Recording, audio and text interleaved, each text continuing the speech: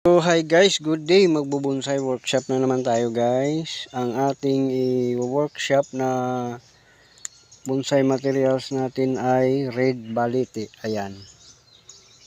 Red balete guys. Mag-depulate tayo. Saka magka-cutback ng kanyang mga sanga. 40 piring. Ayan.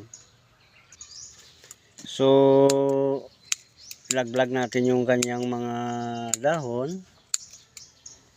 Ayan. Kalbuhin muna natin para maayos natin yung kanyang mga branches. Ayan.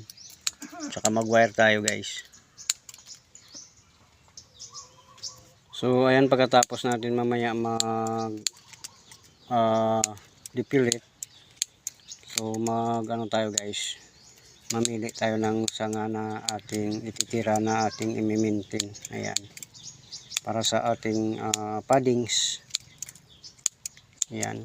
Kailangan natin ito kalbuhin para mag-create siya ng maraming shoot. Tsaka magkapal ang kanyang paddings kasi marami nang tutubo na shoot. Ayan. Sa ano na natin yan. Sa tertiary branches. Ayan. Magpapatubo na tayo ng tertiary branches. Ayan. Kailangan natin kalbuhin at saka magputol ng mga sanga. Para tutubo yung mga sanga na marami para magkapal ang kanyang paddings. So ayan. So ito, hindi natin to kinalbo kasi puputulin natin to guys. Tira lang natin to. Itong putulin natin.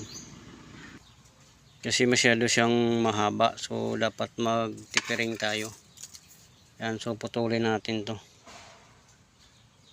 Ayan. Ayan. So ito lang yung tira natin. Para medyo maiksi lang ang kanyang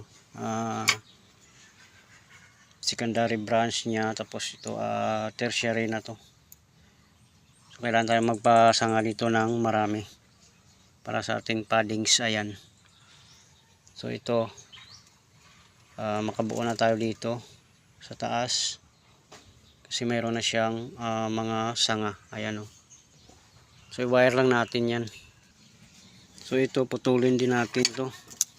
Ito kasi masyado siyang mahaba. So itira natin tong sa ilalim. Ayan.